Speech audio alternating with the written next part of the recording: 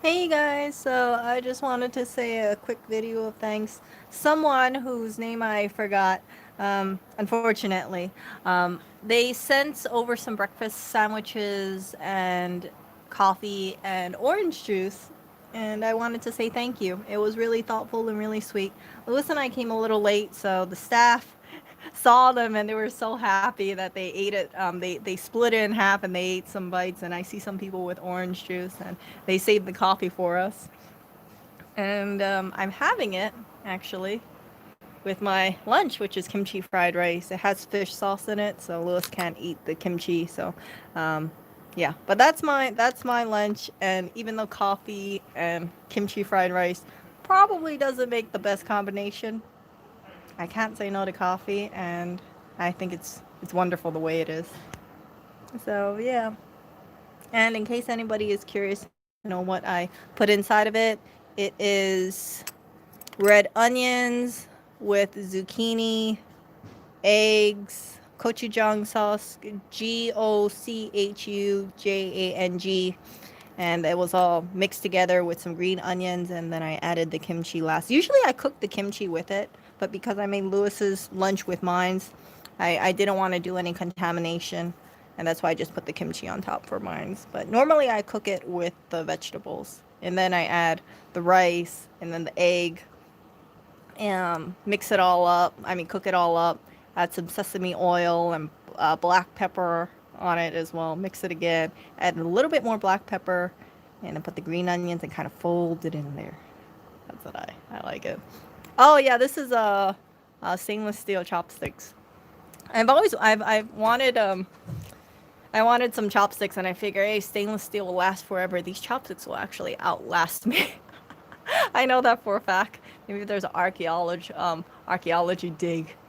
Thousands of years from now, someone will find my chopsticks, but they'll probably find a whole bunch of other stuff too.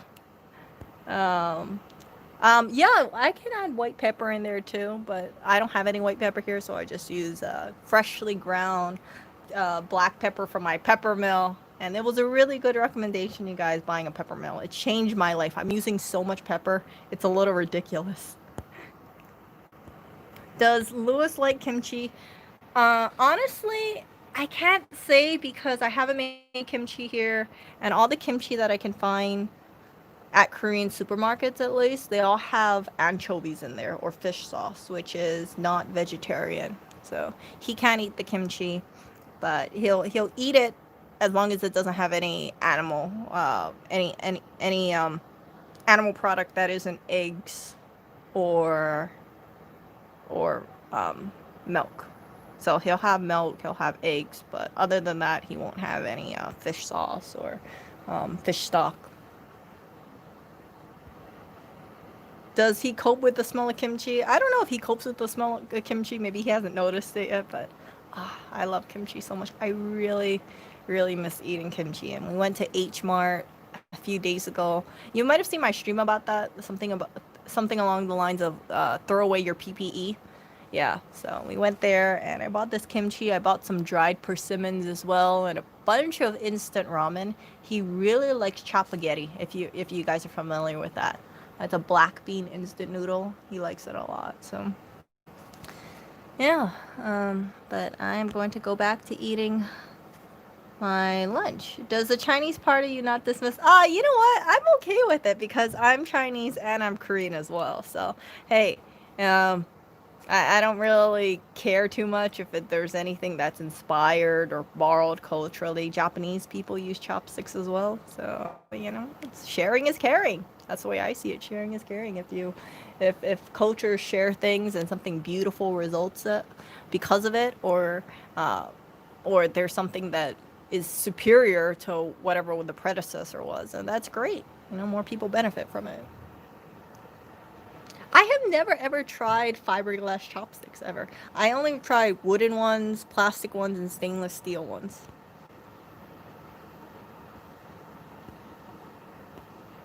Yeah, so I also put in my community section in case anybody if you want to try it.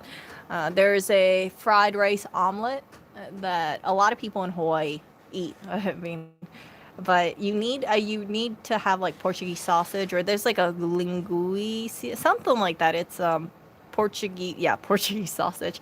But in Hawaii, we I see it so many of them. It's all over the place. In New York, no. So that's one of the things I miss about Hawaii, having Portuguese sausage. There's one like a brown label like Mo'o something, and then there's like Redondo's Purity Portuguese sausage. Just taste of Hawaii right there, and I don't see any of that here in New York. So no chance of me making Portuguese sausage anytime soon, unless I want to go to a place that does sell it, or I have to find it. And yeah, so I shared the recipe that I use. It's not an exact recipe. The way I cook is just add a dash of this or dash of that, or just kind of pour it in, or that looks good enough, or if not, just add more. It it's really common in Hawaii, and people in Hawaii love that stuff. It's Portuguese sausage mixed in with like onions, eggs. Some people add bacon in there. I normally don't add bacon because I don't buy bacon very often. And some people even add fish cake to theirs, and green onions, rice, and then there's like a mixture of like 50% soy sauce, 50% oyster sauce. I really like the Lee Kum Kee brand for oyster sauce. And for soy sauce, I usually use Aloha Soy, but I heard that you can really only find it in Hawaii, maybe Las Vegas. And I don't know what soy sauce I'd be using. There's like Kim Lon, like Chinese soy sauce that people recommend as well, but I haven't seen that. So I just use this generic. I think I use Kinkelman at home. Usually I like Yamasa more, but yeah. But if you use like 50% soy sauce, 50% oyster sauce, and then just fold it in the rice, and then just cook it until it starts kind of getting this like caramelly or dark brown sugar color, and then add black pepper and eggs in it. Oh, it's so good. It is so good. And then when I have my omelet, I usually add like a lot of ketchup on top. Yeah. So I used to make that quite a bit in Hawaii. And now I haven't made it. I'm sticking with kimchi fried rice with that isn't really kimchi fried rice. I mean, usually you cook it in with there, but like I said, I just added it on top. Yeah, I have a really good kalbi recipe. Um, but I can't make it because kalbi is short ribs, and short ribs is meat, right? And um, I don't really want to cook 5 pounds of meat by myself, especially because I want to be respectful to Louis. So yeah, and that's one of the reasons why I'm a little bummed out that that Korean restaurant next door closed down, because for people who don't cook meat at home, or they don't want to deal with the smoke smell. For me, I don't mind it at all. But yeah, that building shut down, and I think it had to be a mixture of Corona along with decreased volume. Not many people are going out on the streets. I can't even imagine eating at home. I mean, eating outside right now. I'm a little hesitant of even getting food delivery, to be quite honest with you. Sometimes, but yeah, I can't imagine eating out at all. Going to a sit down restaurant until a vaccine is found, because when you do eat out, right, it's basically circulating all these germs, I imagine, all around. Yeah, so I've been cooking more, and I was cooking for like a long time, but I've been cooking all the meals now, and we haven't really gone out, and he gets to try my food, and sometimes he likes it, sometimes he doesn't. One thing Lewis doesn't like is he doesn't actually like my fried rice, and I'll tell you why. Because for me, like, I will just eat this by itself and I'll be perfectly fine, but he sees it as it doesn't have enough vegetables, so he sees this as a side. And I'm like, yeah, well, you could eat it by itself, or you can eat it together. It's rice mixed in with vegetables, but he doesn't recognize this as a meal. It's like a side, and then you have to have something with it. But to each their own. In Hawaii, like, people would just eat this by itself for breakfast or lunch, and we're perfectly good. I love fried rice so much. I really do.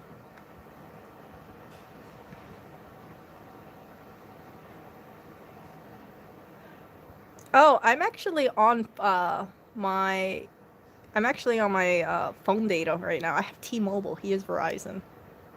And also because it might be because I clean my screen. Nah, I'm just kidding. I've tried to clean my screen. Sometimes you guys tell me, Erica, you need to clean your lens. I'm like, oops, oops, oops. Sorry, sorry, sorry. So,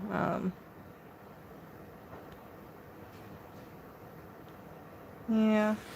Don't you have a driver's license? Well, we don't have a car, and if I...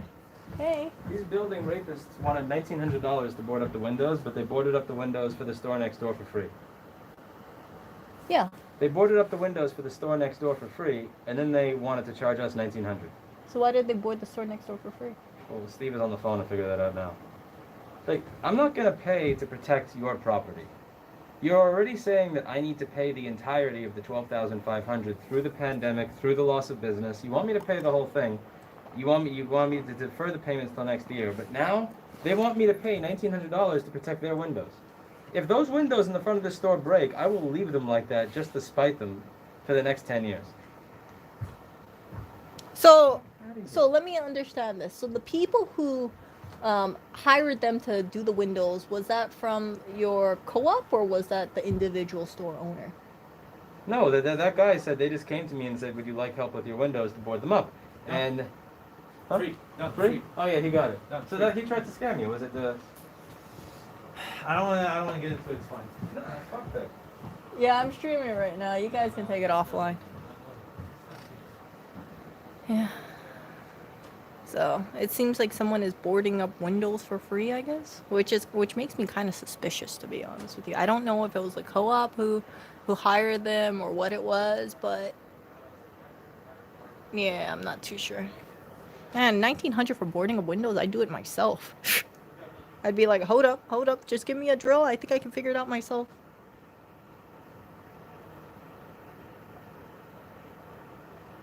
Yeah, I told Lewis several times about that, getting some aluminum, but I don't know what they're gonna be doing. I can only make recommendations, and it's up to Lewis in the store to take them or not.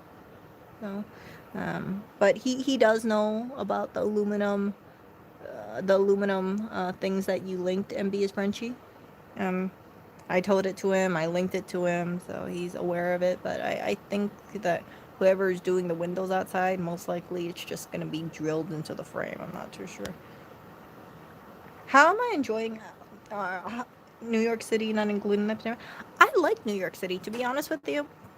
It's not that much different from Hawaii. There are different, of course, in Hawaii, it's predominantly Asian. I live in Honolulu, Hawaii, which is basically Asia Central. But it's such a... Oh, by the way, are they going to be using any aluminum rods or anything like that, or shelving or plates Don't know. to board it up? Hmm? Because that was what was recommended. Remember we saw that in front of some other places? Yeah. Oh, thank you. Oh, also don't forget your lunch. I do have lunch for you. It's free, so I can't really complain anymore. So Steve got it to be free Why are they doing it for free? because Steve called them and I don't know what he said, but he made it free. Oh, okay. Do you have their phone number or something like that? Because maybe Sonny could use them. No, they're doing it for free because it's their building. Oh, okay. They have then it's not like they're the free plywood fairy. Oh, okay. They're doing it for free because they want to protect their building. Oh, okay. Yeah, I wasn't too sure if they're doing it for free because they're friends with, the next door tenant or something like that. Sneaky, Eric. You're sneaky. Yeah,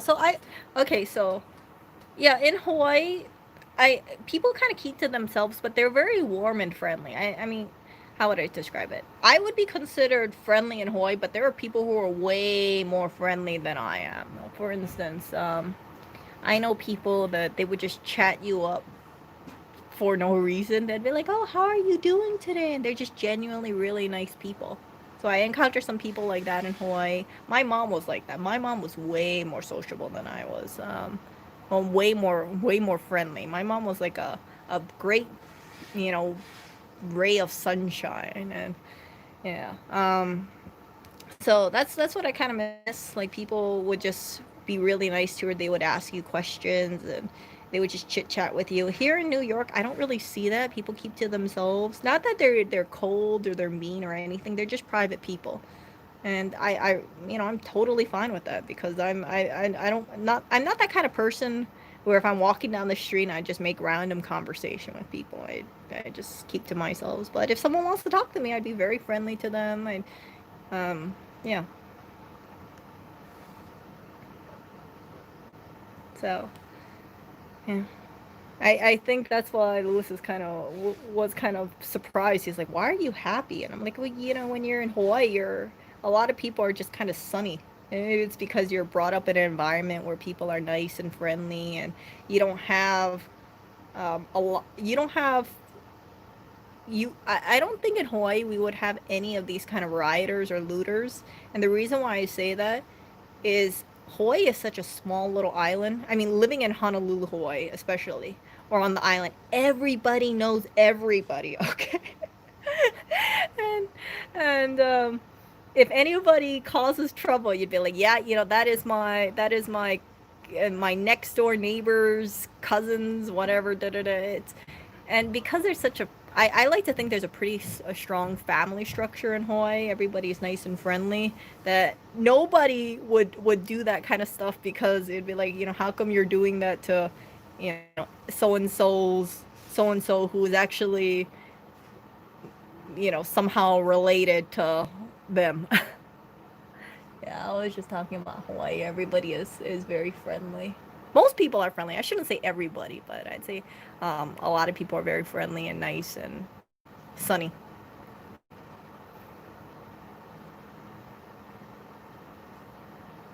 Yeah, that's the thing. I have seen instances where people are racist, and it saddens me. I remember one thing that really saddened me was there was a woman who was obviously drunk, and she was lashing out at a movie theater, and this was a white woman, right? And she was drunk, and I thought to myself, I hope she gets home safely. I hope she's okay. But she was just mouthing out.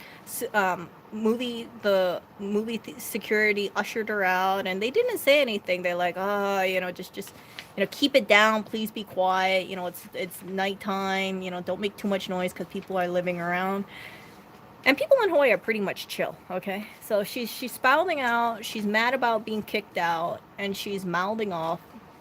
And she's the only one mouthing off, by the way. And I remember there was this Asian woman, and she tells this white woman, go home, go back, go home, Holly, or go back to where you came from. And it's like, get off the island. And I was just so shocked because I'm thinking to myself, Hawaii is such a cultural mixing place. So many people are mixed. I'm mixed, all right? I'm Chinese. I'm mostly Chinese. I'm mostly Chinese, and then I'm followed by Korean, and then I'm Hawaiian, and then I'm a little white as well. Like very small percentage now. And when you know people who are so mixed, and we live in such a, like I said, a mixing pot, how can you be racist like that? That's the thing. Like when you deal with so many people who are mixed, you don't see people as X culture or this or that. You see them as people. And I was so surprised that this woman is pointing out the woman's nationality or ethnicity. It's just backwards. Like that has absolutely no place, especially in Hawaii, for this to be going on. But I rarely see those kind of things happening on in Hawaii. Rarely see it. So when I walk down the street, some people ask me, they said, Erica, aren't you scared? Like if you live, in a place where there's very, very few Asians. Like I'm an absolute minority here, especially where we live. And I don't mind it at all. I don't mind it at all. I will chat with people, and people ask me like, oh, how are you doing today? I talk to them, or if they're friendly and I see them again, I have a quick conversation with them. I tell them I hope they stay safe. And I see people as human beings. I don't. I think it's so backwards to see people based on, you know, how they look like or what country they're from. as long as you're you're a positive human being or you don't mean harm to other people, I wish people the best. I honestly do. I mean, I can't control how I look like. I can't control the body that I was born into or what ethnicity I am, so I'm not going to hold that against other people. It's just backwards.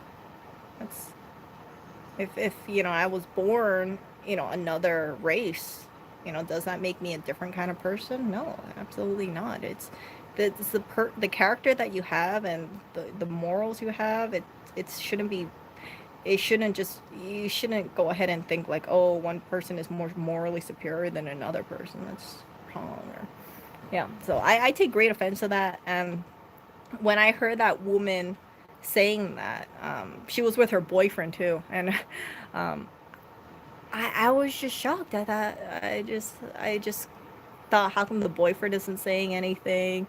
Does she feel so superior saying this kind of stuff? Like, where does this come from?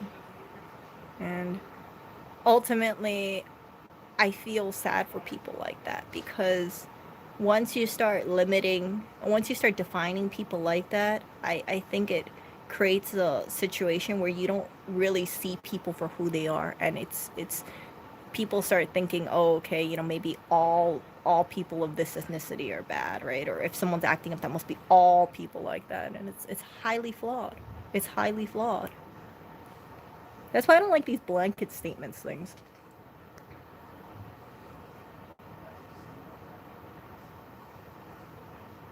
No, she wasn't. She wasn't from the mainland. I'm 90% sure she was a local from Hawaii. But the woman who was drunk, she could have been from the mainland. I'm not too sure. But it doesn't matter where she's from. She's a person who is drunk, and hopefully, she made it home safely. I don't wish that woman anything bad, but it's sad when someone is heated and someone brings up the race remark, or if they're lashing out and someone brings up a race remark like that. It has a potential of escalating the situation. It's completely uncalled for.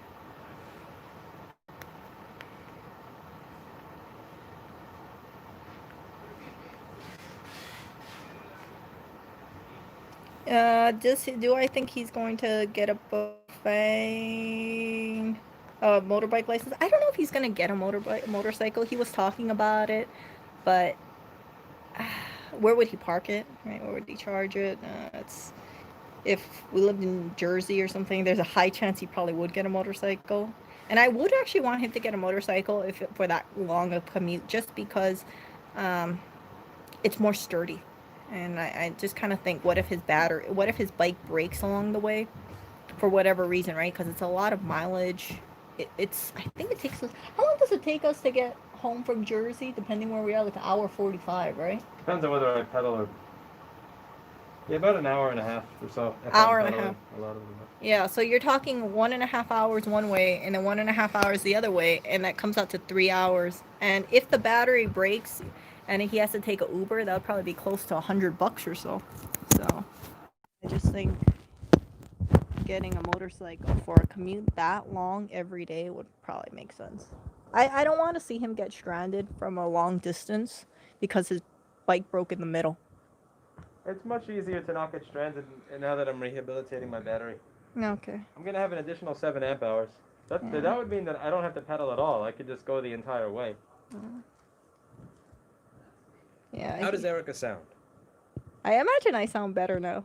You can pedal. Oh my gosh. This is 1.5 hours with the motor now. Okay. He's not going to come home until 3 hours later if he had to pedal. That's a motor, but I'm carrying a heavy load on the back. Heavy load? A heavy load. What heavy load? A very heavy load. What, your lunchbox? Jeez. Hawaiian. Oh, you. He doesn't want to live in Manhattan. I told him that I kind of worry about Manhattan for the people who live here. If this rioting thing doesn't get under control, people might be terrorized and they might want to move out of the city. And I understand why. Imagine the people who live around this area and they heard the hotel next door getting smashed. You know, the plant housing or the plant pots getting smashed yesterday. It must have been frightening for them. It was frightening for me listening to the audio of that stuff. I heard glass breaking, I heard something shattering, but I couldn't put my finger on what it was. And turns out across the street, people wanted to wreak havoc. And those are looters and slash rioters. Those aren't peaceful protesters.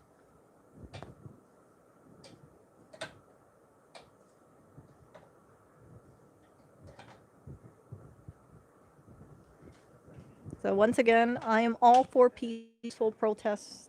But I want people to stay safe. I don't want people to destroy their communities, because if you live and you work here and you know your neighbors live here too, please do not destroy grocery stores, because some people might be reliant on it, especially for the people who have limited mobility. Maybe they're used to going to the grocery store across the street. And if that place gets absolutely damaged, where are they going to go? They have to go farther.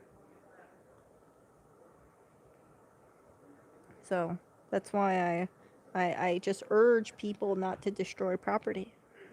Be mindful towards your neighbors. And I've actually heard things like that. There was this one woman, I think she was in Minneapolis. She said that all the stores that she used to go grocery shopping at near her were all damaged, all destroyed, and she doesn't know where to shop now. And I felt really bad for her.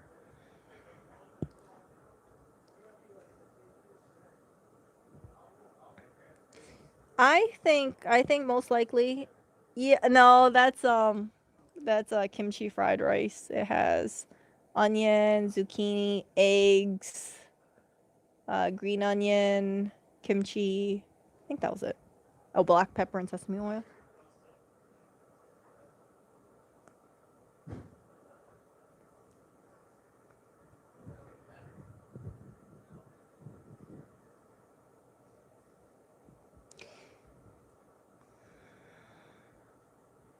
I thought GameStop stores closed down, because I remember there was some controversy about great GameStop stores, and maybe it was California.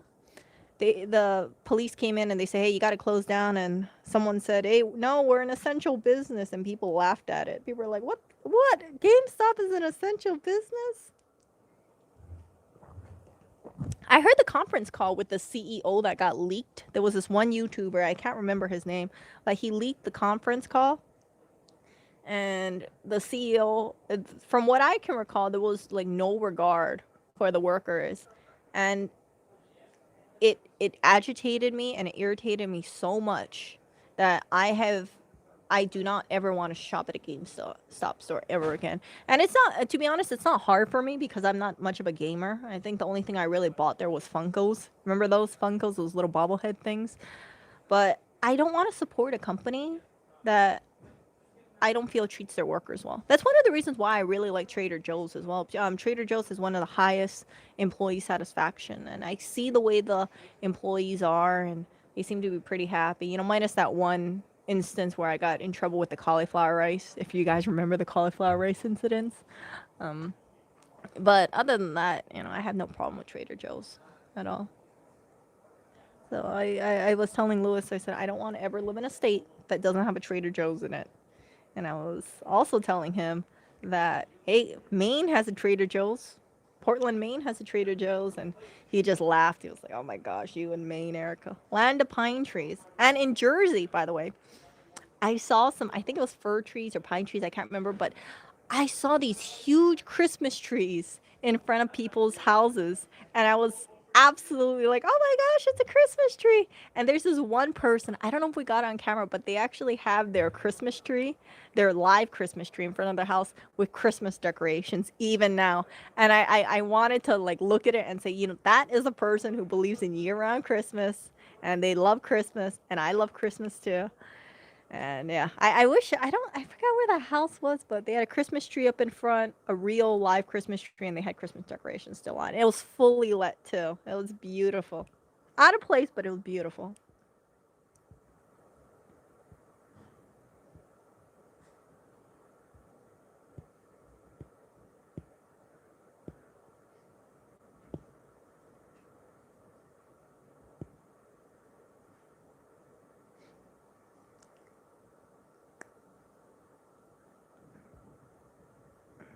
Yeah, for the protesters who try to control the looters, those are the people that we really should say, hey, these are this really should be commended, because when people see looters and they're doing things out of control, and it's absolutely no respect for the people around them, no respect for uh, property and the livelihood of the workers inside of it, right? The people who might be having to go to work the next day to open up their store.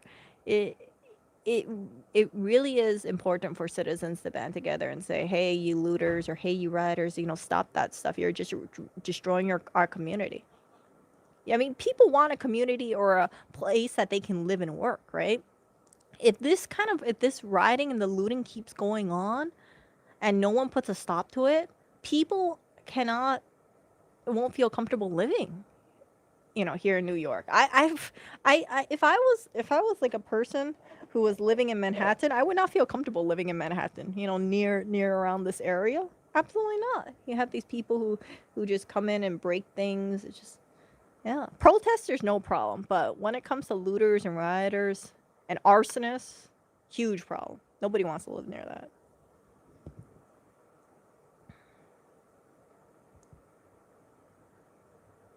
Kimchi fried rice. That's what I was eating. Yeah.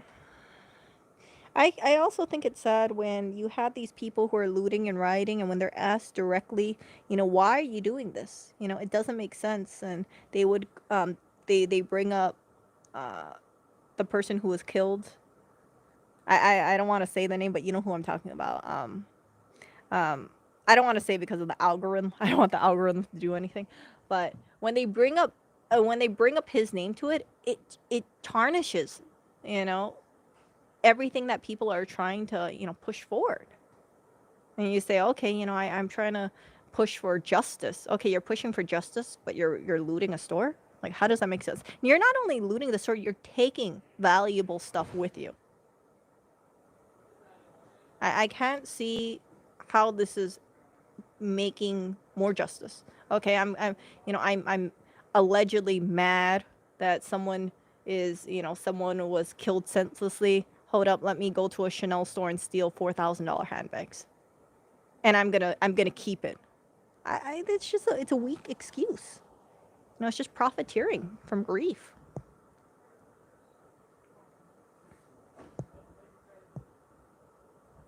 And I mentioned that in my previous stream. I mentioned that I hear about there being coordinated efforts for the looting.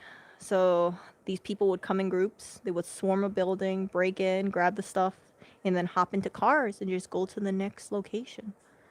And if this isn't put under control, I heard that at one point there was like 500 people looting around one store. I think it was 500 people or so around the Macy's. How do you expect a police force to be able to calm that by themselves? They're not going to send out 500 or so officers just for one location or for one store. So when you create chaos in several areas, there's not enough police presence to stop it. And my fear is that if people who are wrongdoers say, hey, 500 people could go into a Macy's and break into it and loot the stuff, let's band more people together. Let's get 700 people. We can take whatever we want, and no one's going to stop us. That's strength in numbers.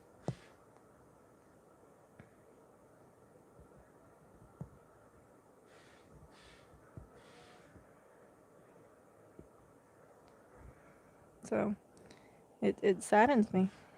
And it's just like no regard. It's no regard at all. And when you have such a large amount of looters and rioters, and then you see 20 cops, it'd be like, whatever, cop, what are you gonna do? I'm gonna outrun you. You're not gonna know who to arrest because we're all running in all different directions. It's just being, not insolent. I don't know if I'm saying the word right, but it's not giving a crap about the authority figure at all. It's being defiant and being cocky. So I actually do not. My personal thought is I don't think NYPD is going to have this looting and rioting under control by themselves as a police force, and the reason being it's just a numbers game. You don't have enough police officers to, guard one store in such a populated city. So I think they're going to need outside help. I do think the National Guard is probably going to get brought in even more if they haven't been deployed already, and it's going to try and restore order. As long as the good people aren't mixing in with the bad people, then everything I think would be okay.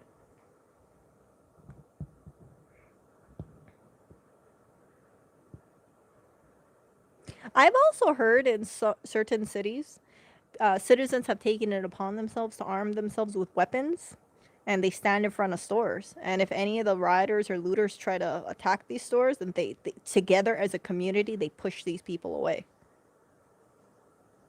Of course, in New York, you don't have people outside with the guns and knives. I think it was Idaho, but I might be remembering wrong.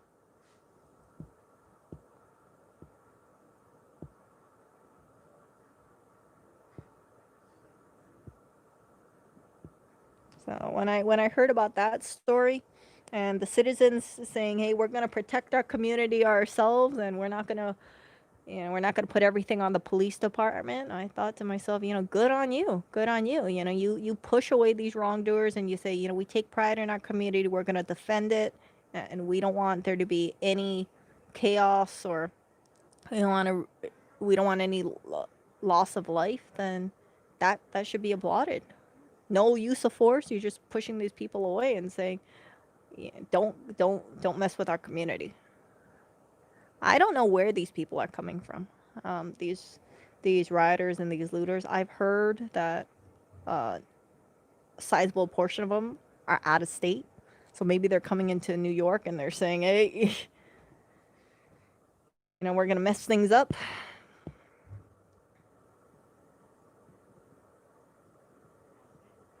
I heard about that one guy. I don't know if you guys don't want to talk about. There was a guy who had a sword or something, and he wanted to defend his store by himself, which was really, it's idiotic if you think about it. Because if you have a sword, I don't care if you're a samurai or whatnot, but if you're going against 20 people, it's easy for those people to bum rush you. And that's exactly what happened. And instead of people saying, "Hey, wait a second, this guy wants to defend his store, let's back away. He's a small business owner." These people just bum rushed him and kicked him in. I hope he's okay. I hope he doesn't have a coma or anything like that. I saw it and I was so sad. I was so sad. I was horrified at it.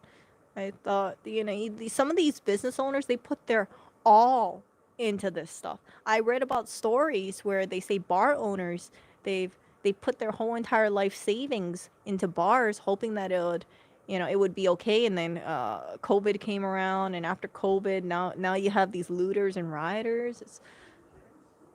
How much can one business take? Oh, my food has been cold for a while.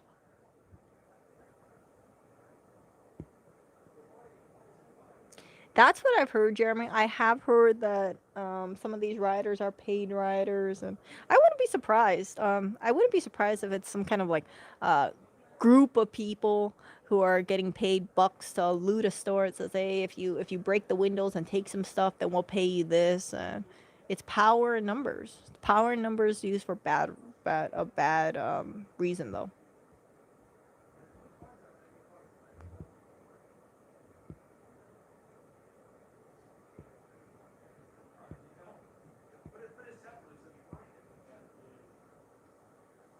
Yeah, it might have been Dallas, Texas. Yeah. Yeah. So I hope things get resolved. I hope things settle down, and I don't want to think about the community getting more fractionated because of this. I don't want to imagine people living in fear because they don't feel comfortable opening up a small business because they aren't too sure, are my windows going to get smashed? Am I going to get looted? That's not a way to live. And then not only that, if you don't have small businesses, right? And big businesses are taking a hit as well because they're getting damaged or they can't open. Where do you go? Where do you go? Grocery store. Some grocery stores or Dwayne Reed's or CVS's are getting destroyed. And if you're an out-of-state looter or rioter, you might not care. You'll be like, okay, I don't care if I destroy all the stores in a 1 mile radius. Who do I care, you know? And that's why I think it's important if people can, if they can stop these things, then it's important to do. I saw it on Reddit that there was this one guy, he was smashing windows and then a person stopped them. And I thought, oh gosh, you know, that's a really good thing to do. And once they got stopped, you see this look of shame on them. I think it might have been on Cringe Reddit. I can't remember. But I saw it yesterday, and I think to myself, why do people do this kind of stuff? Is there some kind of great feeling of accomplishment they feel by smashing a store window? If it's an Apple store. Definitely if it's an Apple store. That sells 2012 MacBook Airs. Oh, hey. Don't hate against 2012s. Actually, Cleo's been running kind of hard lately. She's kind of loud when her fan. Jeremy said they're really sad for the husband and wife optometrists who put all their life savings to opening their store and then got ransacked and absolutely trashed. I think I might have known. I think I might be aware of which one you're talking about. I think, assuming I remember the right one, but there was this one person who had like an eyeglass store, and they said they don't know if they can recover from it.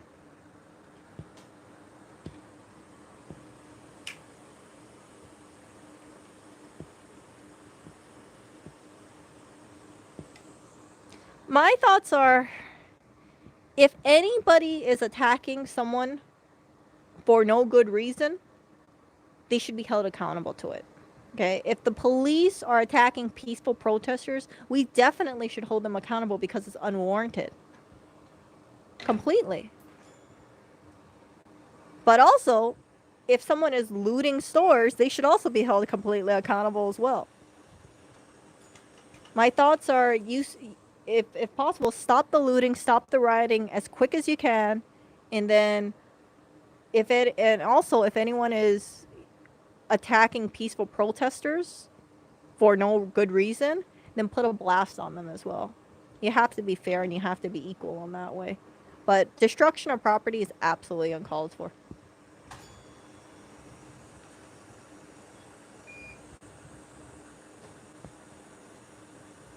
Destruction of Apple Store. No.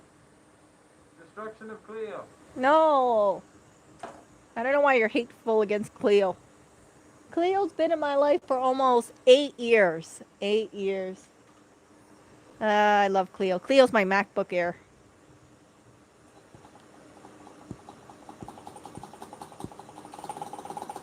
Yeah. That's the other thing. I might have told you guys this, but there are people who live on top of these stores, like some of these stores, because New York is such a congested place. If you light a building on fire, let's say like a small little grocery store, there's a good chance it will actually destroy people's homes as well who live on top. Or smoke inhalation can't be good, right? So it's not just, oh, you know, I'm going to destroy the store. You can also be burning down people's homes. And I have heard instances where people's apartment buildings have gotten burned down. If there is a device that it also looks like a good board stream, which status do you want me to put that in? Kevin first. Yay! Alright. About time that you do a board.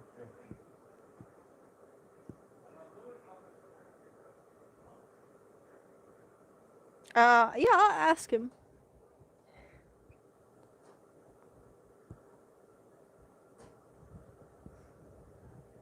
Yeah. You know, if New York was burning down, it'd be absolutely chaotic.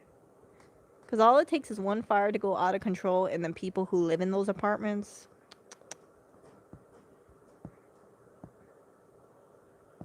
Yeah, that's what I've heard. I've heard people say it's okay to burn down a building because insurance will pay out. Don't worry about it. Okay, what about the people who work inside of those stores or those buildings? They're not going to have jobs.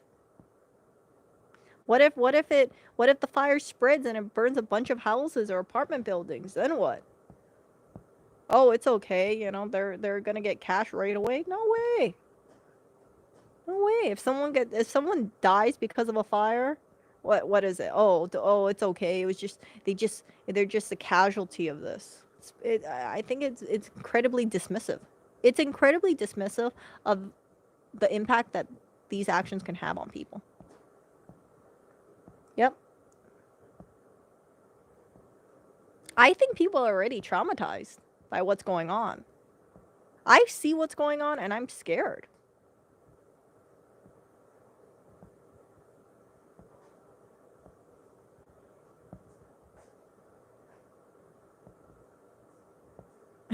Yeah, I heard insurance doesn't cover rioting and looting. Remember, they also don't cover acts of God.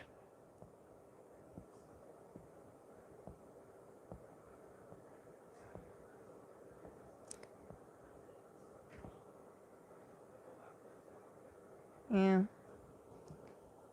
So ideally, I want it to be where people are peacefully protesting. If you have a crowd of 1 million people and the media covers it, that's a great thing.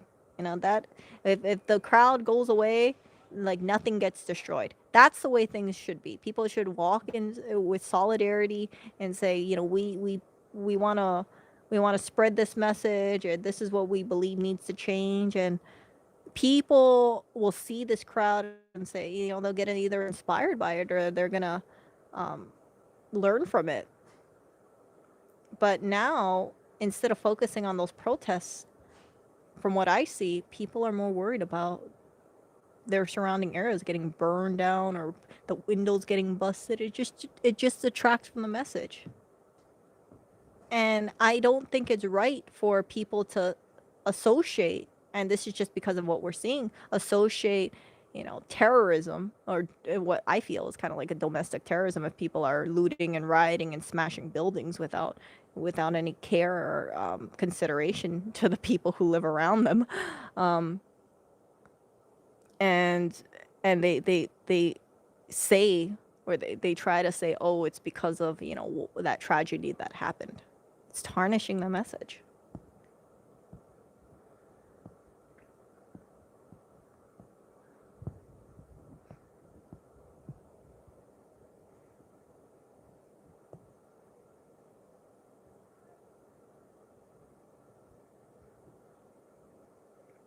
And I believe in full accountability. If a cop is doing something recklessly or causing ill to another person, especially if it's unwarranted, then they should be put on blast. They should be held accountable for it.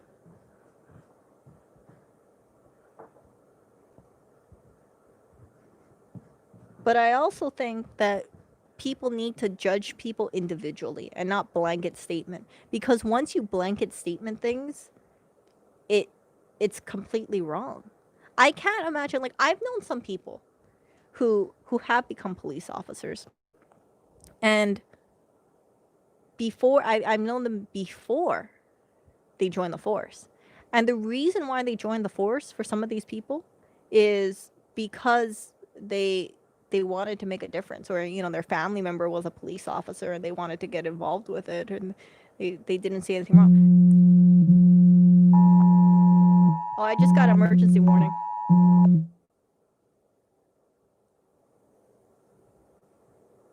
Oh, there's a curfew now from New York City, 8 p.m. to 5 a.m. nightly now. Yeah, so curfew is now 8 p.m. moving forward, at least for the next week or so.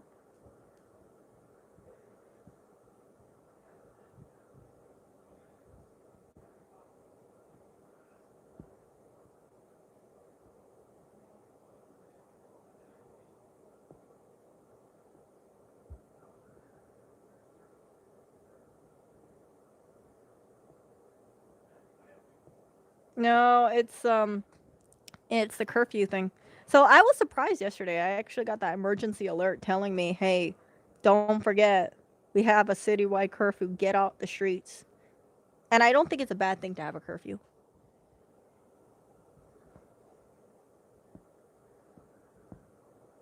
Because if someone is looting a store and police are firing tear gas, I do not want to be in the way just because I've been casually walking down the street. So I fully support a citywide curfew. A lot of the looting and rioting happens at night as well. But to be frank with you, I would not be surprised. I would not be surprised if people become blazing and start doing it in the daytime. I really wouldn't be surprised. But I think if it happened in the daytime, for sure, there's going to be a lot more police presence around.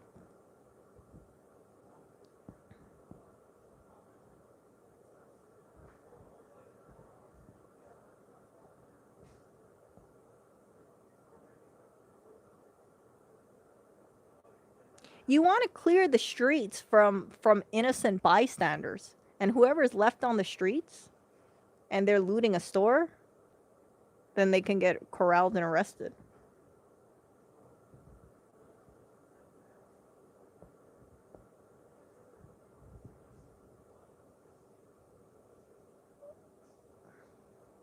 I don't think it's bad thing. You know, you have you're closing off the city, or you're telling people, you know, don't be on the streets from 8 a.m. to 8 p.m. to 5 a.m. And you know, those are times typically people are sleeping.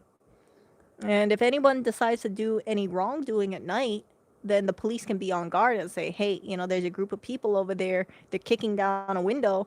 If the police go after them, more than likely not, there's not going to be just some innocent passerby over there because people have been told get indoors or stay in your homes, be at home, or don't be on the streets at 8 p.m."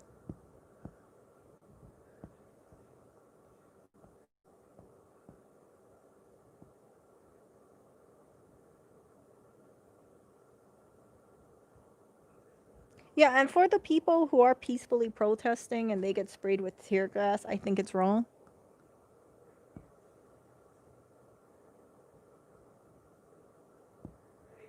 The curfews don't help at all, but it reduces the amount of people on the streets. So it's not like someone who is just casually walking by is going to be sprayed because they should be indoors. Now, if they really wanted to mess things up, what they would do is they would be looting at hours when people are on the streets because it would cause chaos.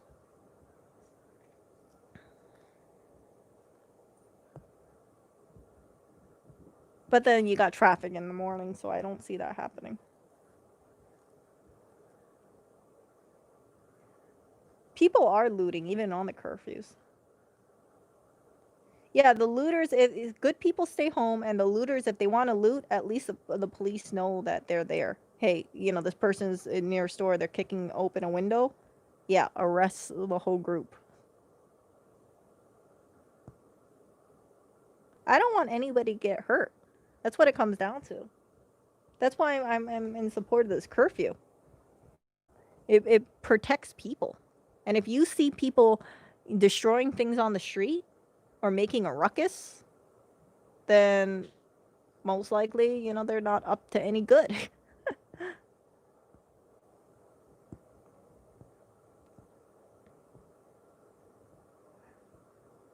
Who is hurting people? People who are breaking windows? People who are setting places on fire?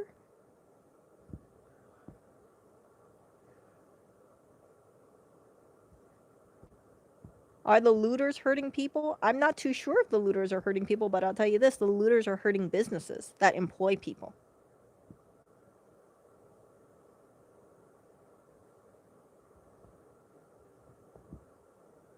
If there's a curfew at 8 p.m., there's no reason for people to be out unless they're going back home.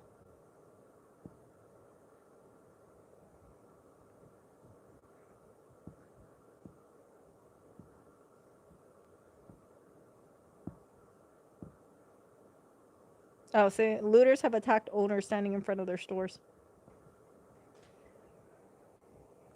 I can't remember a specific thing in New York because I haven't been following specific cases too much, but I do know that there was a bunch of armed individuals, and these are just citizens, um, citizens who live in the community. They they go out with their guns and they look and see where the looters heading to, and they will stand in front of the store trying to protect trying to protect their local businesses. So they just walk around, and if they see people are up to no good, then they'll just stay in front of it, and hopefully it deters some of the looting that's going on. The problem is that if there's a large amount of people, even if you do have a gun or you do have weapons, if you have enough brazen people, they're just gonna say, "Screw you! We're just gonna try to overrun you."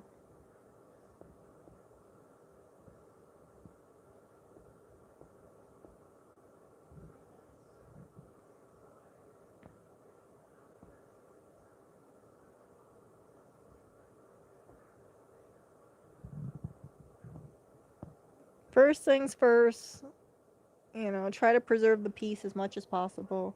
Don't destroy your own communities, and stay safe. I don't want anybody to die because of this, because of what's going on.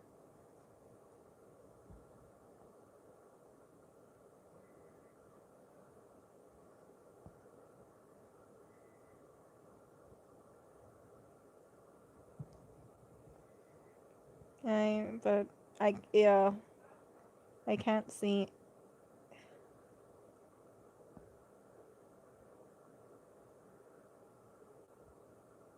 See, Master, I really hope you're not laughing at videos about rampaging cops. If anything, people need to just make sure that, or try and do their best to bring awareness about this stuff. I'm not gonna say, like I said, I don't believe that all cops are bad. I refuse to blanket statement individuals like that. But if you have bad cops, they need to be, removed from the force immediately. They need to be held accountable for their actions.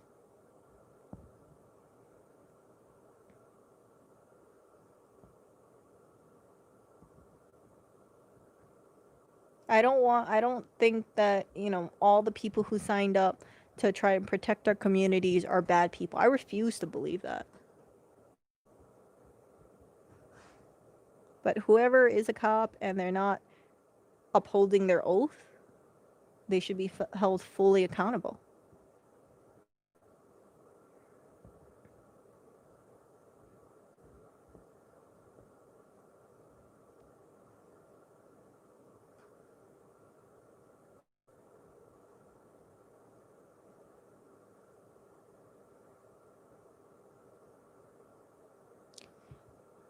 Actually, the Minneapolis police chief has apologized for it.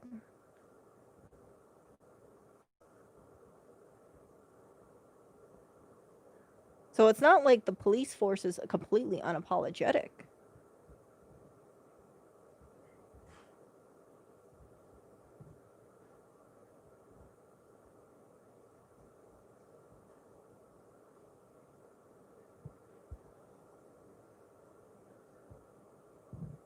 I mean, across the board, everyone believes that it's wrong.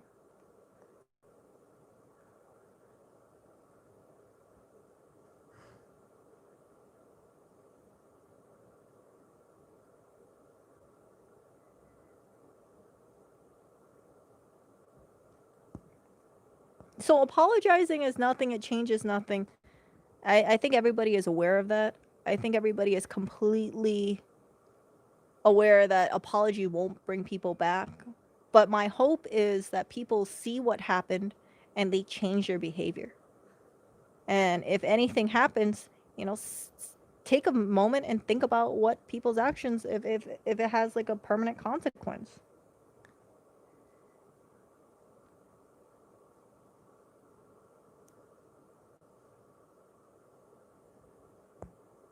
But I'm not gonna go ahead and say, I'm gonna hate a person who belongs to a force just because they're part of that police force, or it's just not even if they're in the same police force, but like a police force thousands of miles away. I don't like to think of people as my enemy unless I have a good reason to hold someone as my enemy, and that would be on an individual level. It wouldn't be on a blanket statement level.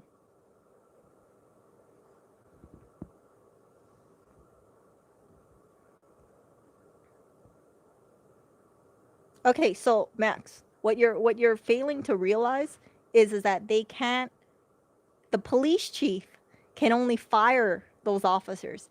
He cannot press charges. It would actually be the prosecutor's office, if I remember correctly. And then even if that happens, that takes time, right? You have to go through a trial, and that doesn't happen in one day. It's probably going to take about a year for this guy to go in and go on trial. So I don't think that you should say, or maybe I'm misinterpreting it wrong, that hey, they're not handling this correctly because all the people aren't put into jail for life right now. There's only so much that the police can do. Now, what I do think should happen is that I do believe that the other cops that were involved, they should have charges on them.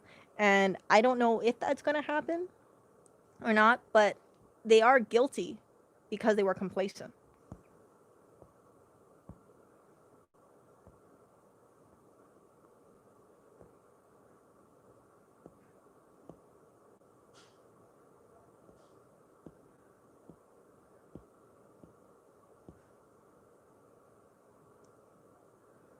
I don't believe the entire system protects murdering cops. I really don't believe that. I don't think they're immune to it, for sure. Because cops have actually gone to prison.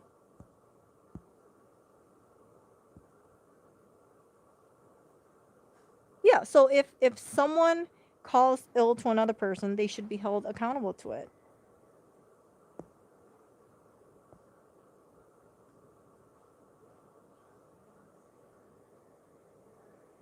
And I keep stressing that over and over and over.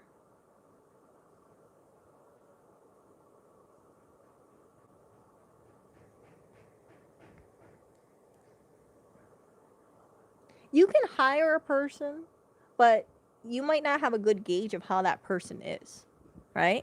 But that's where I think I'm kind of questioning what happened with internal affairs, because if that one cop, Derek, I forgot his last name, Chavin or so, if he had like 18 complaints to him, why wasn't anything done about it? Why aren't those complaints made public? That's something internal affairs should really speak about, but I don't know if they're ever going to disclose it.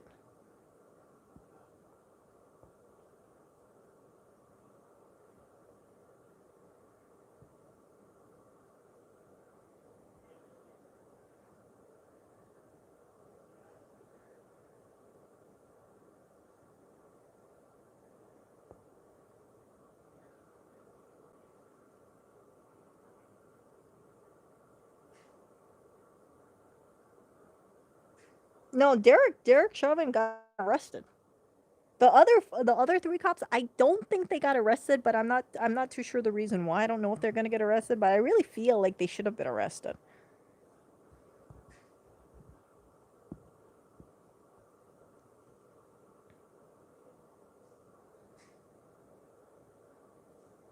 I really think that internal affairs should release, what the complaints were, and then scrutinize it from there.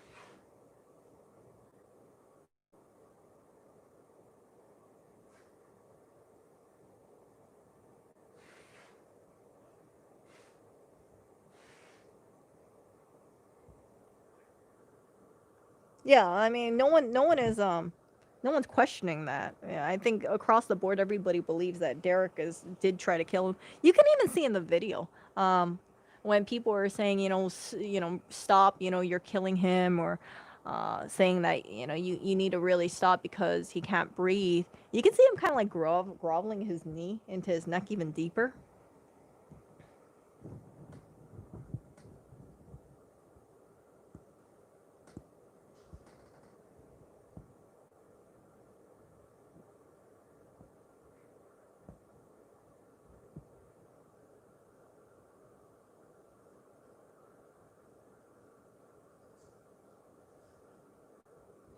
Yeah, I don't understand the press thing. I think the press thing is wrong. You know how they were shooting at press or arresting press. I think that was wrong. But right now, like I said, I don't want to get off track too much, but I just don't want people getting hurt. I really don't want people getting hurt, and I don't want the cities to burn. That's the bottom line. I don't want the cities to burn, and I don't want our streets to be controlled by looters and rioters. But I do believe that we should pursue justice. I do believe that what happened was absolutely wrong, and I just want our communities to stay safe. If anyone's committing a crime, if anyone's harming someone who unnecessarily, then they should be held accountable for it.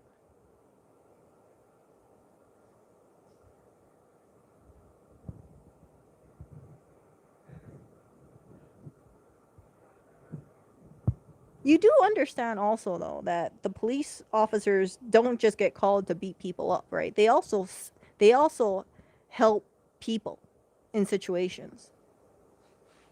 So I don't like this whole I think it's getting dangerous where it's there. Maybe I'm misinterpreting it, but the police aren't useless.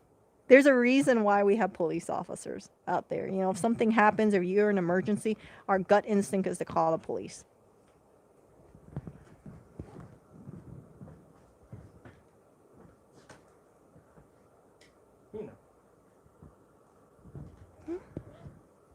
Help the customer, boarded up the windows. Good.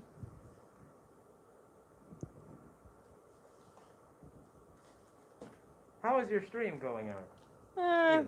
Going pretty good. Max, if you call the cops right now, they might not come as quickly as they normally do. Yeah. But here's the thing.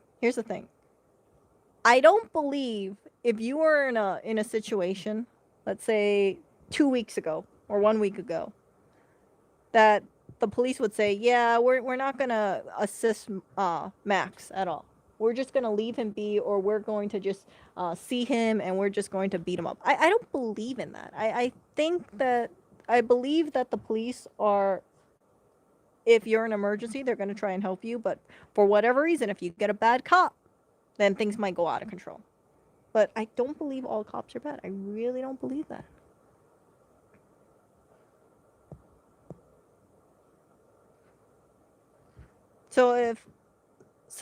I also think that if you don't have any police at all, if you say, okay, all the police are bad, let's not have any police, then what? If these rioters and looters are just not kept under control, just let them be?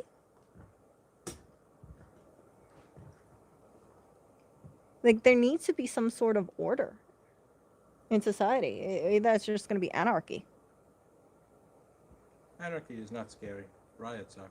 Yeah, but I think that, the police are tasked to try and quash these rioters and the looters. Anarchy doesn't mean no rules, it just means no rulers. It's not a scary thing.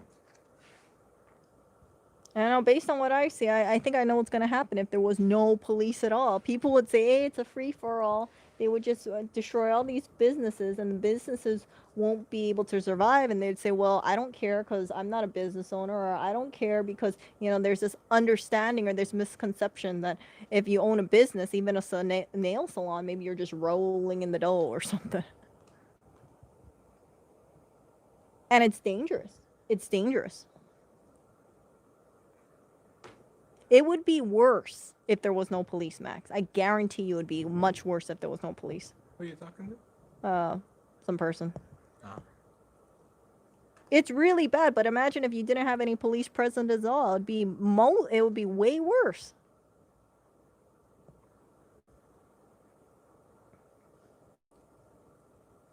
The cops have been making arrests. That's not very many. But I do think that police presence is going to be escalated as if this keeps getting worse and worse and worse. But I hope. No, they are arresting people, Max. Max is saying there's no police stopping looters. They're arresting people nonstop. Yeah. I don't know what you're looking at. Yeah, I'm not too sure where Max is either. Are you looking at the news, or are you actually looking out your window?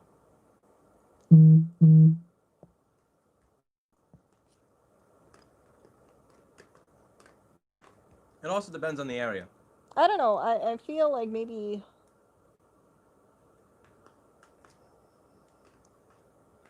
I don't know.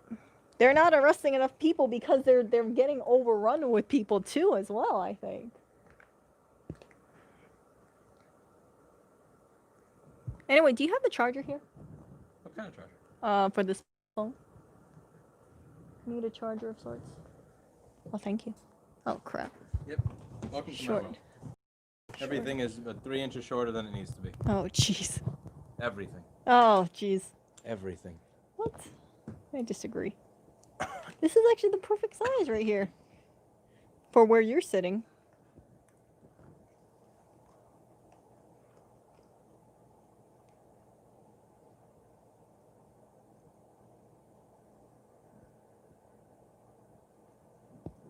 Yeah, well. Anyway, how was your lunch? Did you Very like good. it? Thank you very much, girl. Aw. Yeah. Paula's hanging cameras. Windows are getting boarded up. Oh, by the way, did you get MB is Frenchie's cameras that they sent? They send cameras?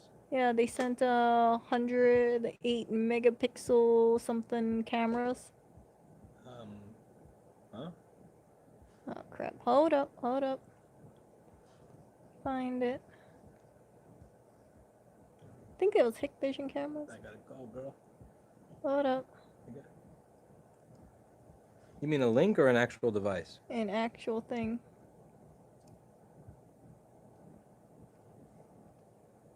Because I have 8 other 4K cameras that I never had time to hang up in addition to my normal ones that were hanging out. Mm-hmm.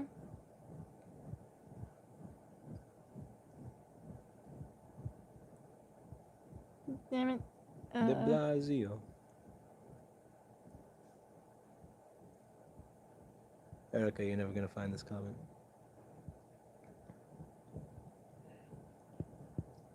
Here. Asked if you ever got the 12 megapixel varifocal cameras I sent them for $110. No, I didn't because they had a backlog. I had a bunch of cameras. I would have bought those Mibs friend. How do I say your name? And also, where did this come from? MB is motherboard is Frenchy. Motherboard is Frenchy. So I already had a bunch of cameras that I got. They were 4K 8mm Hikvisions, not the varifocal, that I got for about $107 a long time ago. I just never actually had the time to put them anywhere.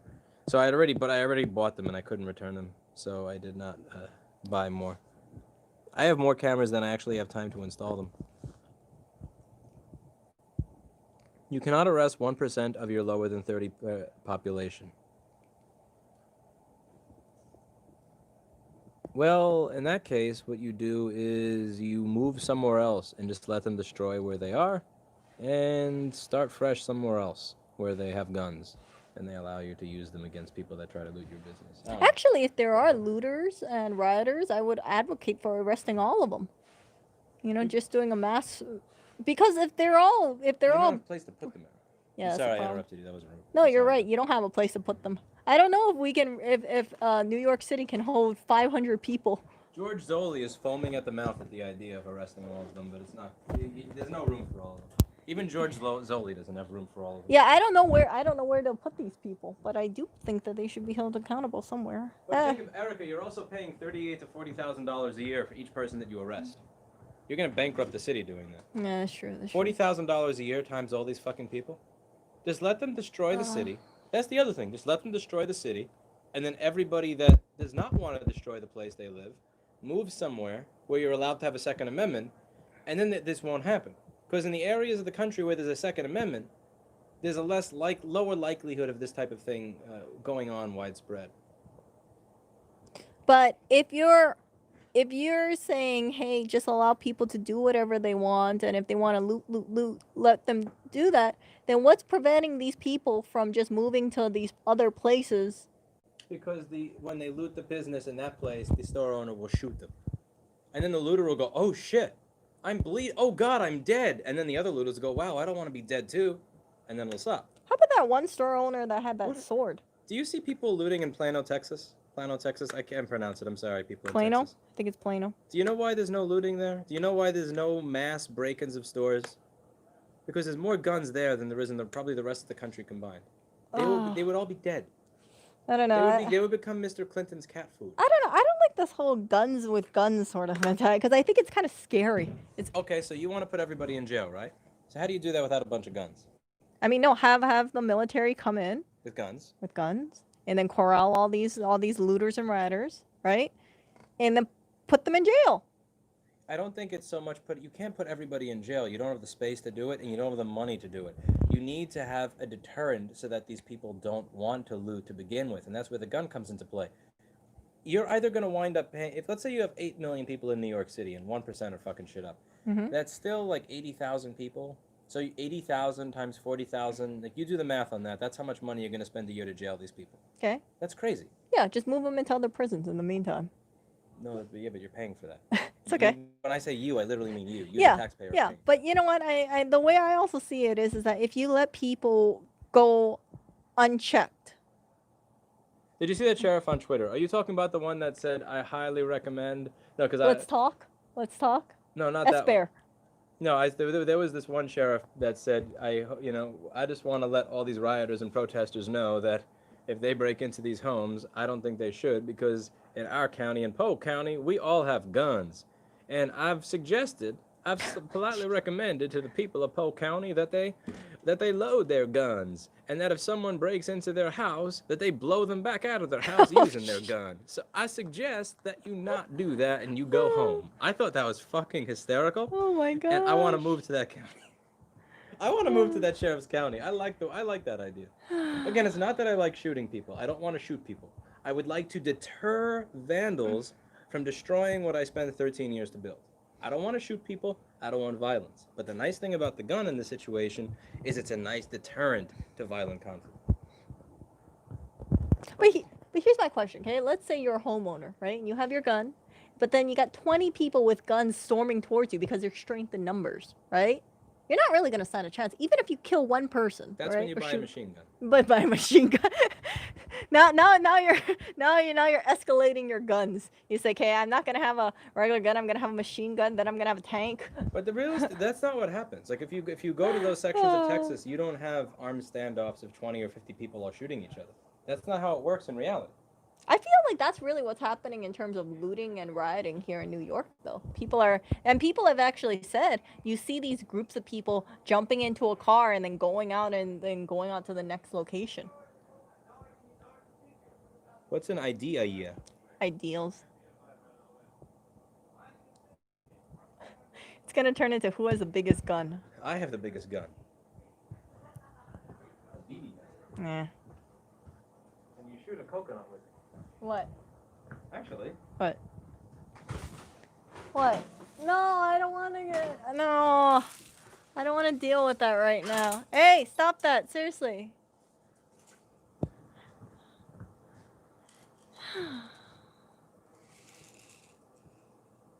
Let's have a vote in the chat. What? Everybody in chat, type 1 to not shoot Erica, type 2 to shoot Erica. No. That's not cool. Listen, it's not me doing it. I'm having a discussion right now. Okay. Thank you. I leave Erica alone. Can you show us the boarding up? Are they done boarding up? Yeah. Oh, they are? Should I show how it looks like boarded up? Okay. Okay, I'm gonna show you guys how this thing looks like boarded up. I gotta make it short though, because my battery is dying without getting charged. Oh wow. Look at that. Hold on. Hold up. Here, let's I'm streaming. Cat 6 for you. There's a microfactor and a wire right there. Okay, here's the thing. Imagine there are little cuts in each and you would never see it.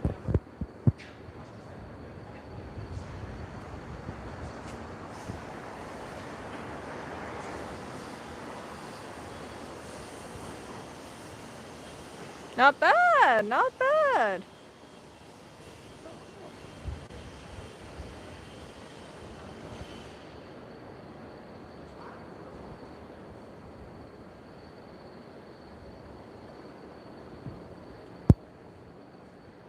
Not bad.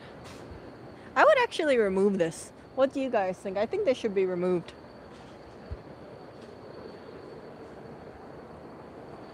I want to remove that.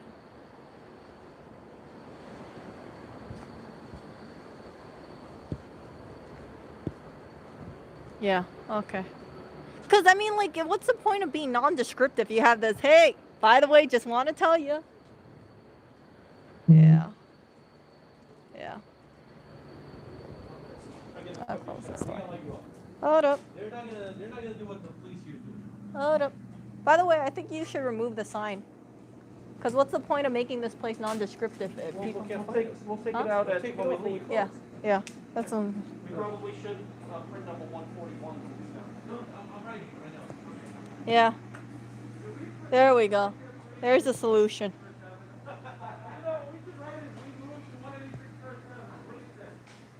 No, that's a bad idea. Yeah. Yeah, what's the point of being nondescript and be like, hey, I just wanted to... Because here's the way I would see it, right? Most places you would board up because you might have something valuable inside of there. And if I was, you know, a wrongdoer and I saw that stuff, I'd be like, oh, okay, this place must be pretty valuable if they wanted to board up. And I would honestly, I would feel like it becomes more of a target. You're taking the time and energy to board up, and you have, you know, you're a repair shop of sorts.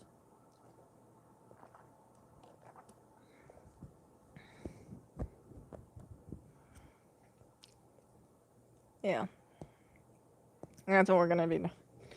Yeah, that's what we're gonna be doing, Max. I want to buy a broken laptop.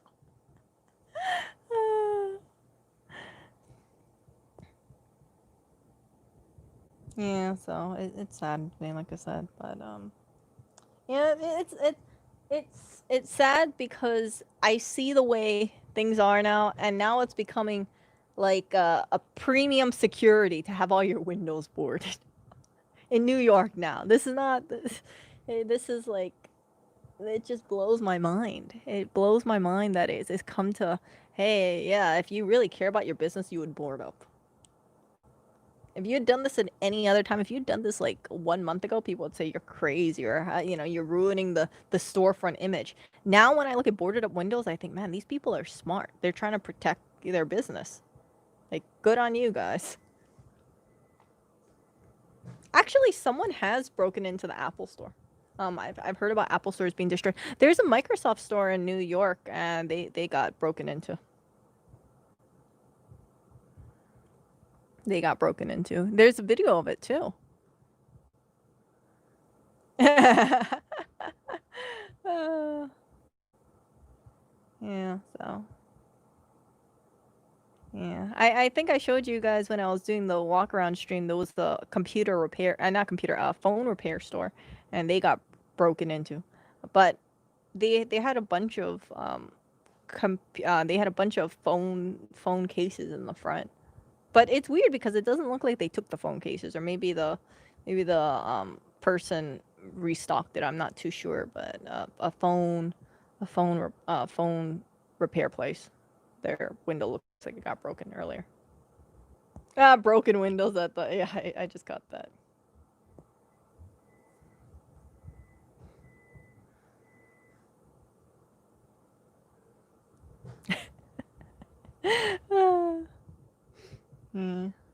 So now that I think about stores and security measures, I really think that for protection measures, even though everybody likes nice glass box of sorts, really important to have a gate and a security alarm, and make sure that if anyone wants to break into a place, have protection, right? Don't just have it as, hey, you break a window and you can steal whatever you want. That's wrong. That's being ill-equipped. That's being very ill-equipped.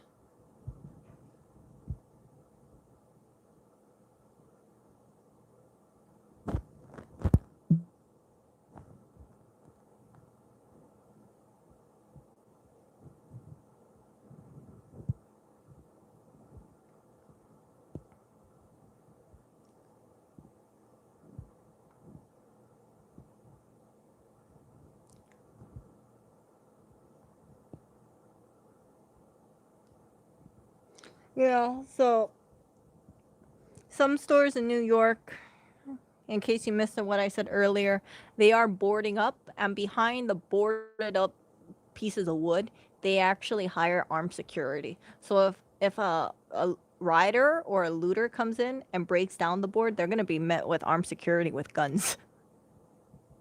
That's at some stores here in New York, and they really want to protect their property. Like they're not gonna have their investment being completely trashed. And it seems like overkill, but it's actually smart. I'm sure it's not cheap to have overnight security. But imagine that, like if a rider comes in and they break down some plywood, and then once they break it down, they're met with a guy with a gun. May I steal my microphone for a moment, please, Cole? Yeah, sure. Here, take it. Thank you.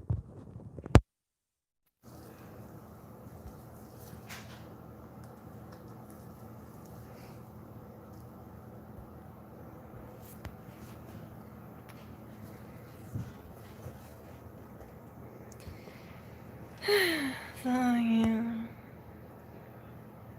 You know, I kind of want to go to Trader Joe's. I kind of want to riot. What? Oh, whatever. I want to throw a rock through an Apple store. Oh, whatever, you.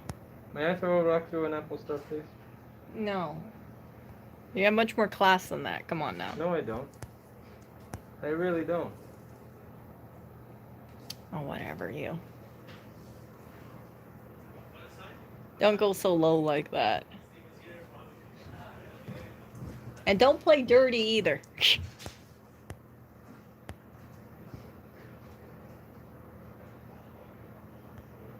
No. Are you kidding me? I'd be the person who's all like, stop this.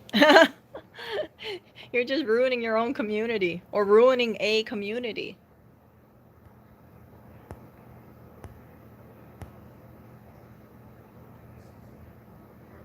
I don't want to think about, you know, New York just getting into turning into a complete, you know, trash can of sorts.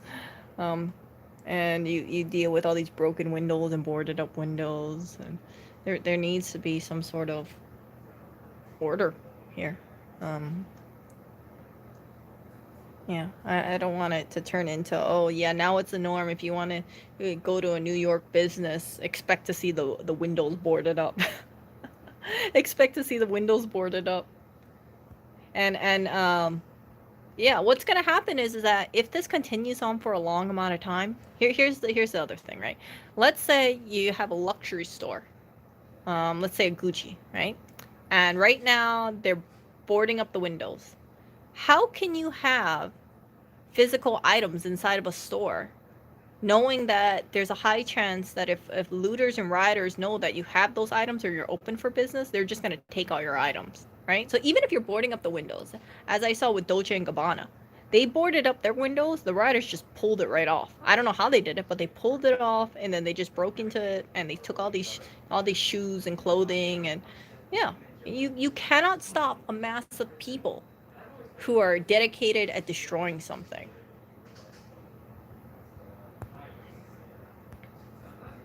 So I don't understand how this would work. I mean, I don't understand how businesses can run, even more so, because this is not just about social distancing. This is making sure you have inventory. Like I said, I don't know if how the insurance on these buildings would be, because insurance policies might not cover looting and rioting. Oh, they drove a car towards Walmart. Why Walmart? Do you know how many people shop at Walmart? So many people shop on Walmart. So many people rely for groceries there.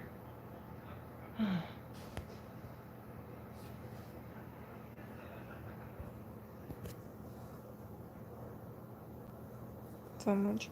But it's just going to be free for all. So you remember I showed you the stream earlier today? The Best Buy is boarding up. Smartly, they don't have anything inside of it.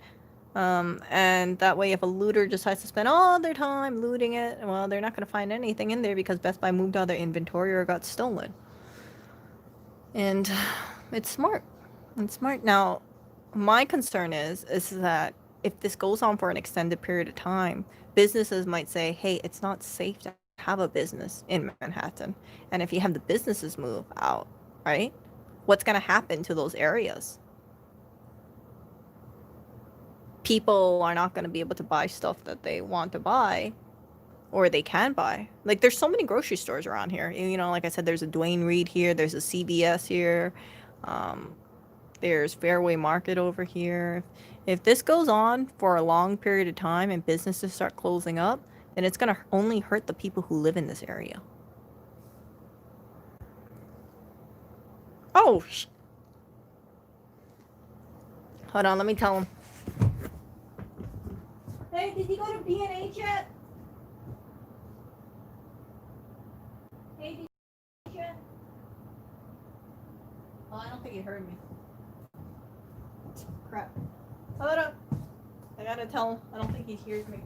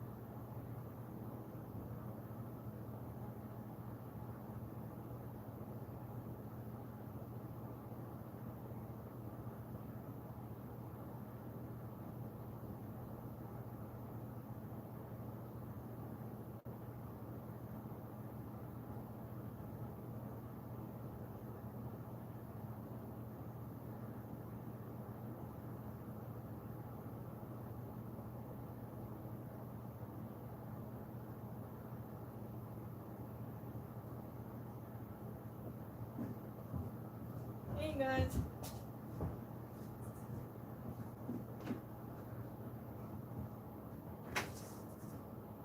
So, I found out, and this is just my personal opinion, I found out that people in the store decided to autograph the outside boards. Yeah.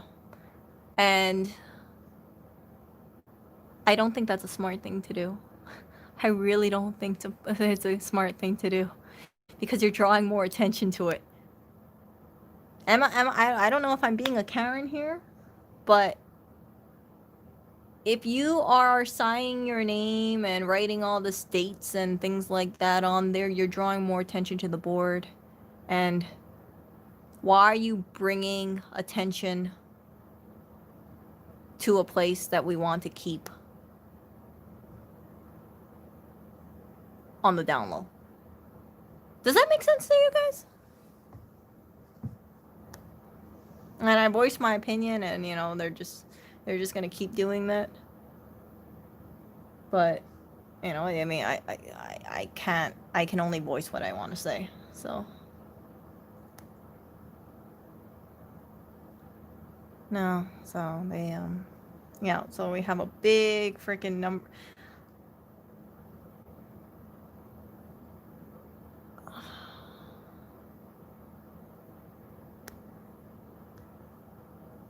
Yeah, but it's unnecessary. That's my thinking. It's completely unnecessary to do it. I don't care if someone from the outside does it, but right now, my thinking is you want to make this as nondescript as possible. Nondescript is what you're aiming for, right? That's the reason why you want to remove the sign. So we'll see. We'll see how it is. Yeah, I'm not too happy about it. Maybe I'm overreacting, but I think it's pretty short-sighted. It's all lolsy. It can be considered as completely lolsy and ha ha ha ha ha, but store security is I think kind of paramount. Yeah, someone wrote a sign that says like no looking, and I'm like, fuck. I'm like, that's just like taunting someone. No. No. And yeah, it just pisses me off. Yeah, yeah, yeah. And yeah, no looking, yeah. So, yeah. But like I said my piece, and that's all I can do. I obviously not going to go outside and and and change it myself because this isn't my store. This is Lewis's store. He can make his decision what he wants to do, and yeah, yeah. But my thoughts is it's very short sighted. Maybe I'm a joy kill. You can think of that as Erica's not having any fun with this. She's just being all Karen like and mopey about this. But the whole idea of boarding up a business is to make sure no one pays attention to it. If you write things like that and it draws attention, you're only putting the business in harm's way, and it kind of negates why you are boarding up.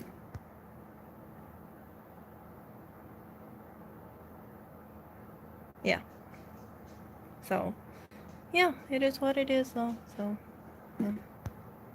I'm gonna point it out to Lewis and just tell him, and he can do what he.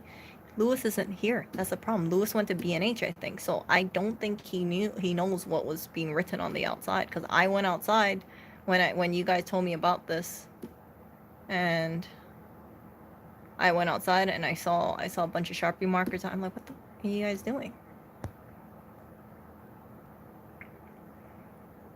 You can't turn it inwards. I already got drilled in. We don't have a nail gun. They already installed it. What are you talking about? There's no safe in here. There's no safe.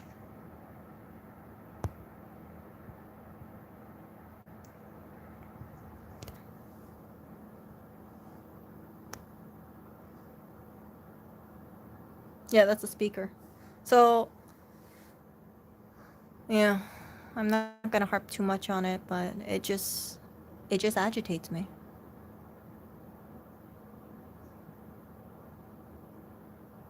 Oh, it's definitely not the time to troll or taunt right now.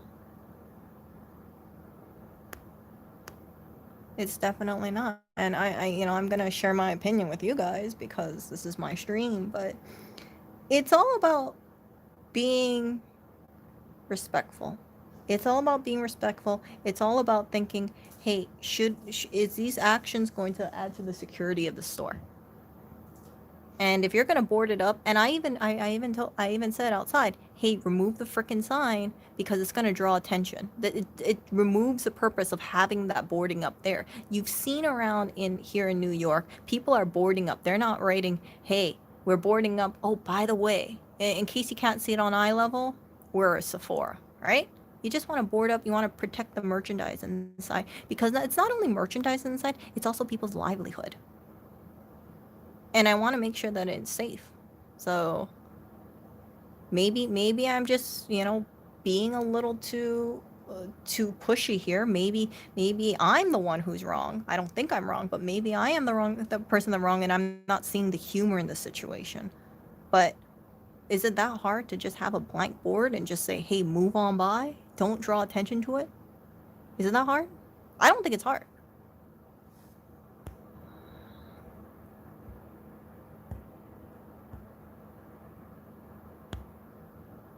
Yeah, I don't have any black paint here, but yeah, I think we have paint around here. I don't know how it's gonna be, but I'm going to, tell Lewis what I think about it, and whatever he decides to do, that'll just stick. But I just want to voice my opinion.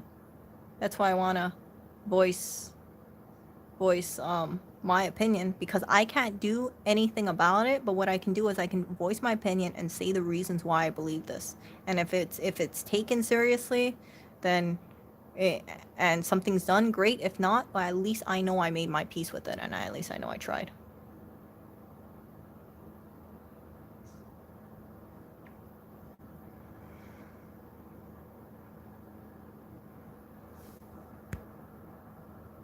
But yeah. Like I got agitated outside and I had to just like walk back in here because I see like this, I see like certain things as like large. I'm like, why the fuck are you doing that? Like we want to look like we're not open rather than, hey, come inside. There might be something valuable in here. You see what I'm saying?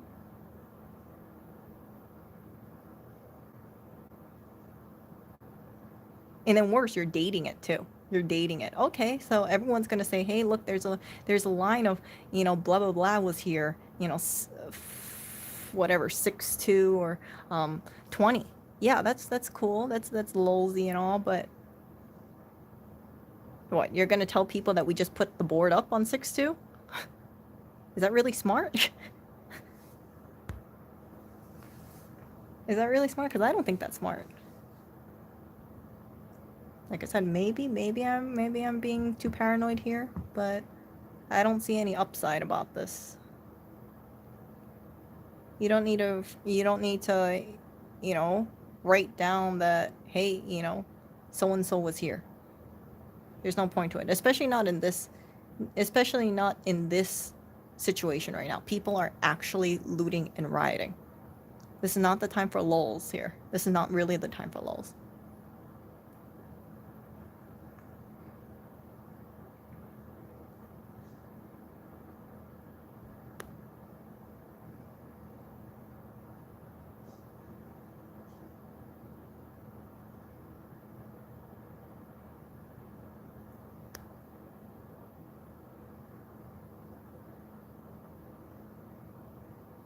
No, it already got bolted into the frame, so there's no way I can just move the boards around or anything like that.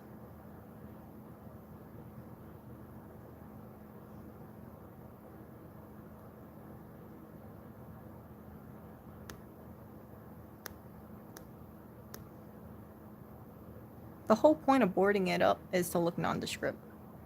It's not to draw attention. And this is the stuff that, you see, if Lewis was here and this stuff was going on, I would have no problem with it because this is his business. He can do whatever he wants. If he wants to allow people to draw a big unicorn on the front, then so be it. Hey, can you close the door?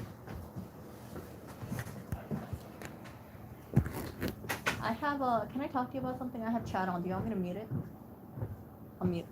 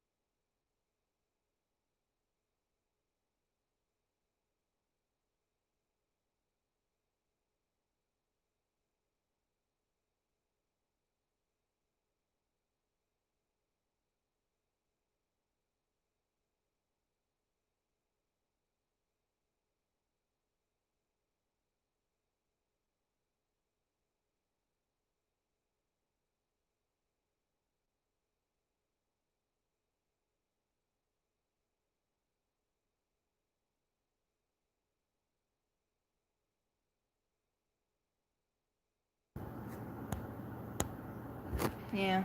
Okay. So, um, I spoke to Lewis about it, and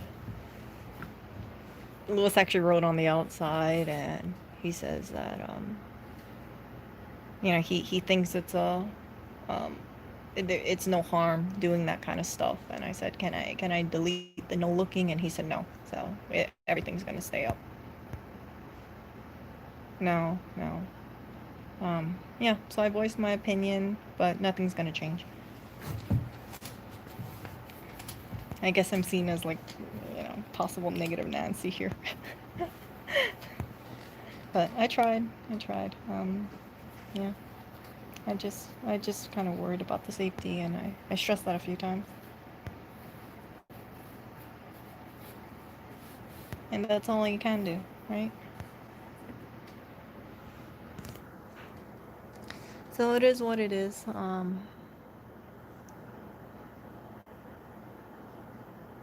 Yeah, it's a pile of motherboards.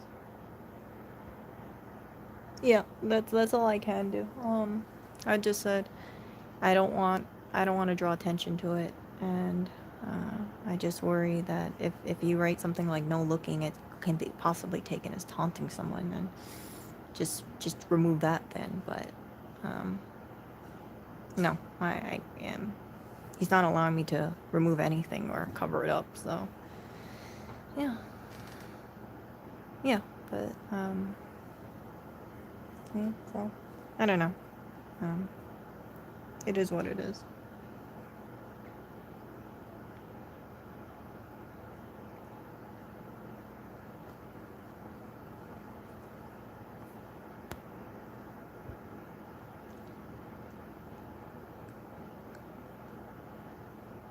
I just hope nothing happens. I don't think anything will happen, but you don't know the mindset of rioters and looters, and I don't want to think one little thing causes them to get agitated.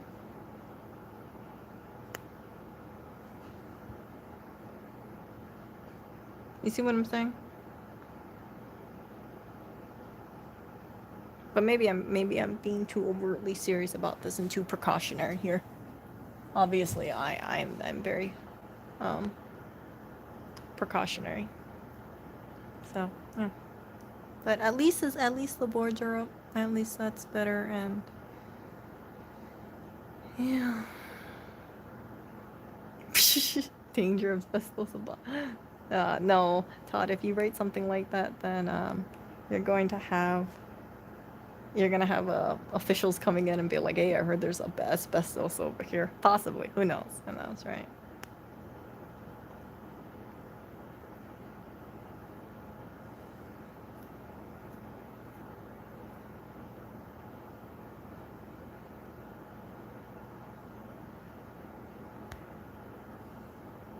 Hmm.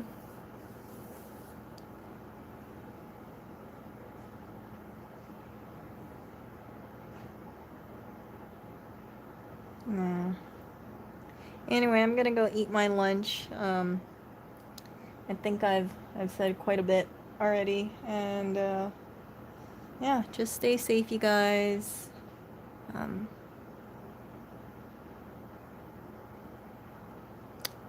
I so looting and destruction of property is serious, but the thing is that I think it's all the way you handle things. I tend to be a very overtly cautious person. So if I knew something was happening, I'd be the first one to, do the blackout windows thing, make sure, blackout windows, make sure you don't make that much noise, board up as much as you can, don't draw any attention. That would be me though. That's the way I would handle a situation. I would not. I would radically change the way I live just because I would feel more safe being safe than sticking out. And yeah, but it's just a reflection of how I am. So that's why I have certain views about things, and I hope that this resolves itself soon. Um, I hope that I hope that people stay safe, and I also hope that nobody gets hurt. It might be very idealistic for me to say that, but I don't want to hear stories about, people getting seriously injured on either side. Um, People have families, people have loved ones, might have kids, and ultimately we all just want to get home safe.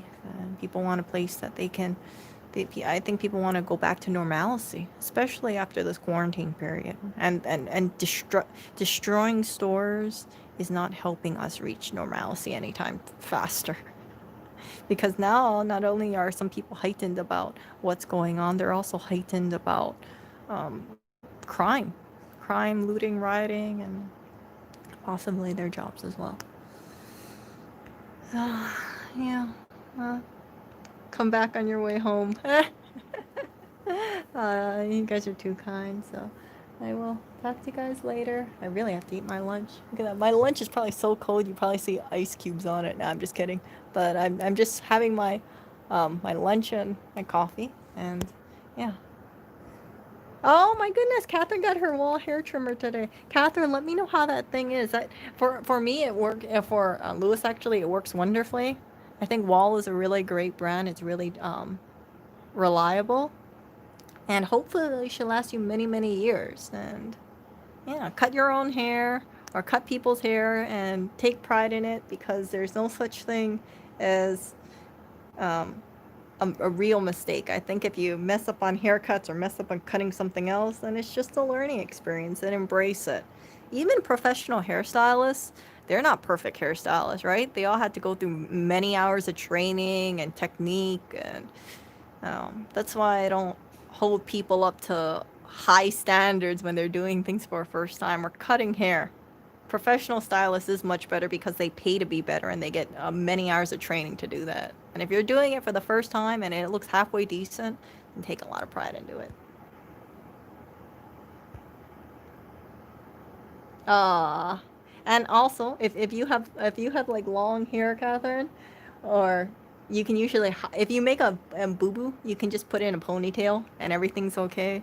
If you have short hair, just I feel like short hair. Yeah, if you have short hair, just wear a hat if worst comes to worst, or just put it like halfway up. But yeah, no one's gonna take hair seriously, especially now. The world has much greater things to worry about than hair, and over time, you just get better with hair, or you become more lax in your standards for your own hair, which is apparent with my hair. So, yeah, you take care, you guys. I might stream later on. See ya. Bye.